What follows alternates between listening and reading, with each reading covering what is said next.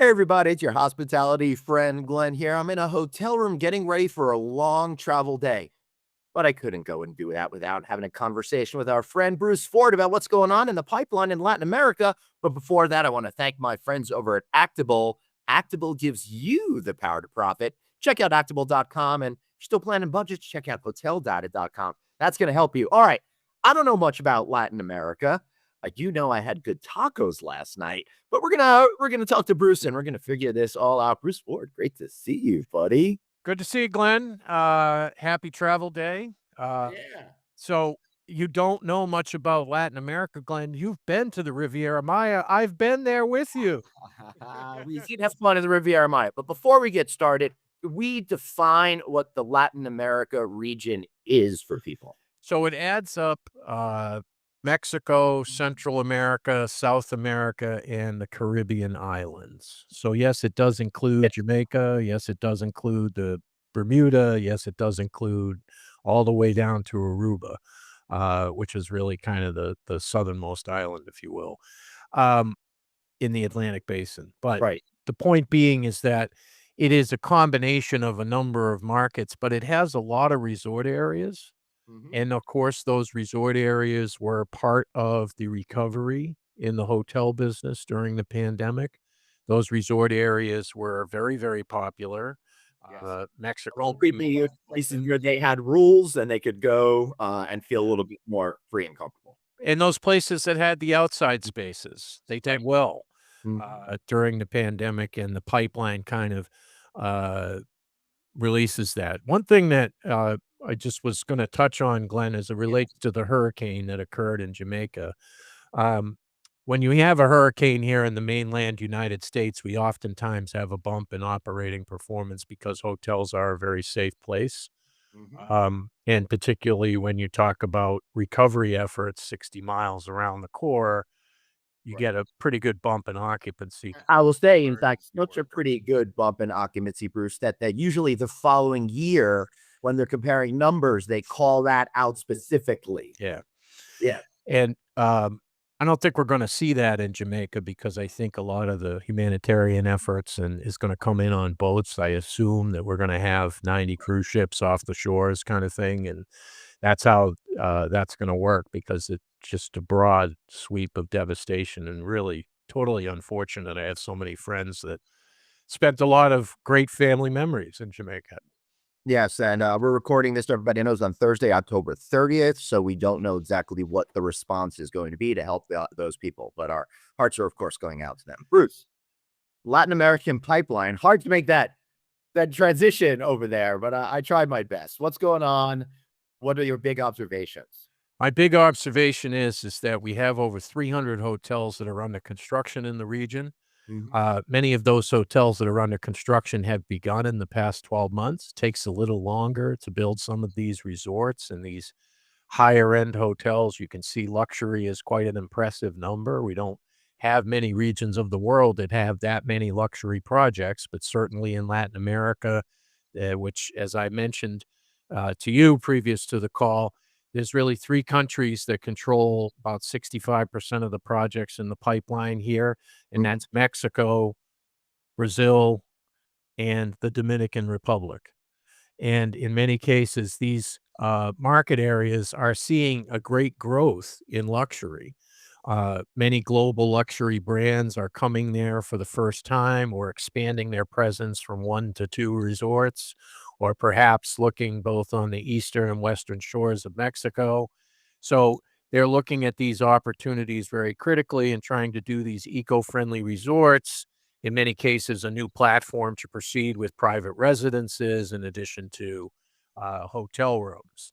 Yeah, So, Bruce. So is it a fair observation to make that the numbers are higher than, I guess, than the United States, because the United States is already a mature luxury market where there's still a lot more fertile ground for development in some of these other regions?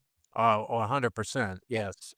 Where luxury is in the United States is where it's going to be. There's just adding a few here and there, more sprinkling new Right. luxury. Whereas in the Riviera Maya, it's something where there are still 12 or 14 different luxury locations that people continue to develop down there. And you get more communities too. That has really grown up since you and I went there for the first time maybe 15 years ago.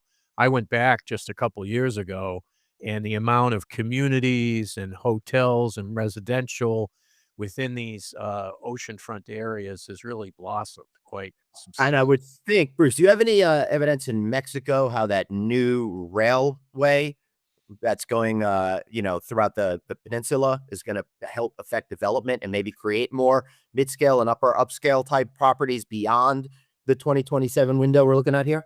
It's very possible. I don't think that's really scheduled to open until 2030 or so, Glenn. Well, parts of it have opened in the real touristy corridor. So Yeah. I don't think it'll create select service development at this point, but maybe later on, like you're saying, when it Yeah. goes to other areas. Well, getting ready to get ready is the kind of where we Yes. sit now. Right. And of course, as I was saying about Latin I think, America. Bruce, I'm sorry to cut you off again, but I think you perfected that term when the Washington D.C. metro is expanding out to Dulles. Yes, we're getting ready to get ready. Yeah. And now we're still building hotels on that corridor, but Yeah.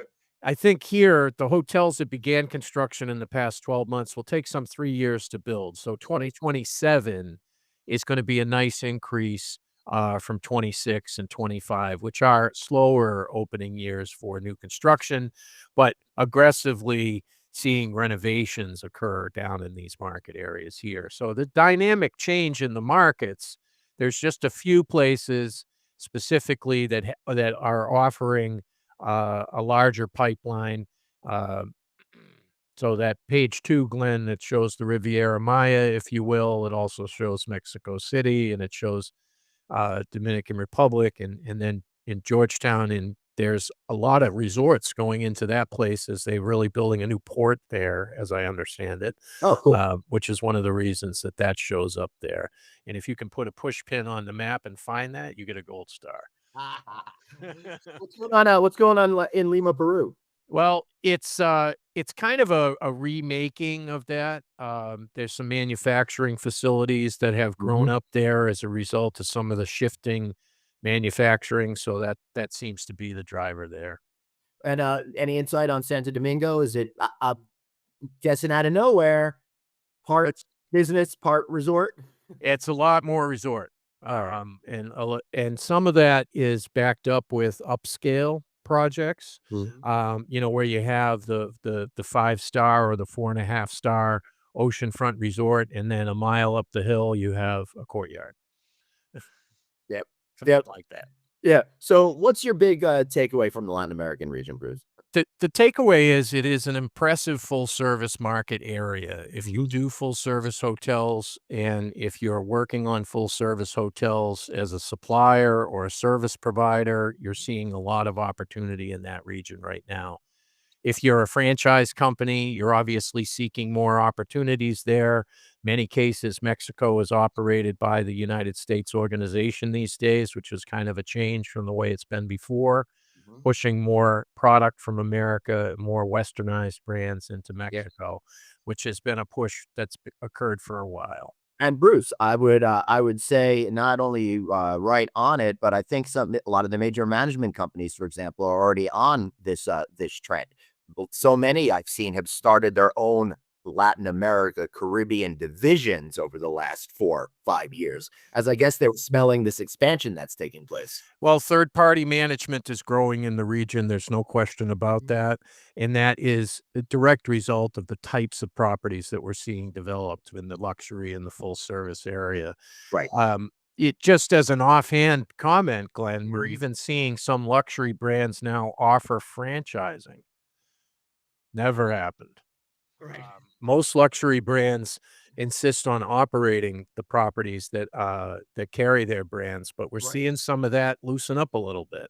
That's Uh, yeah, interesting. which is a little bit, new information in this cycle, but Yep. refreshing because that means that third-party management companies are taking another step in growth in the industry. That's exciting. All right. What do you want us to away, Bruce? I'm thinking a good plug for how to get more information. Yes, so we're going to be continuing to do this together. We'll have a couple more podcasts over the next few weeks talking about each region of the world. We will be publishing a press release and then corresponding with Glenn when I talk We put context to the text, Glenn. Yes, we say. So visit us at lodgingeconometrics.com. On LinkedIn, you can find our company as well. And of course, for Glenn, novacancynews.com. Yeah, thanks. And I promise we are not going to put the con in context. We're going to tell it like it is. Tell us it is. It's all. All right, everybody. Thanks so much for watching. Remember, you got one life to blaze on. See you later, everybody. Bye.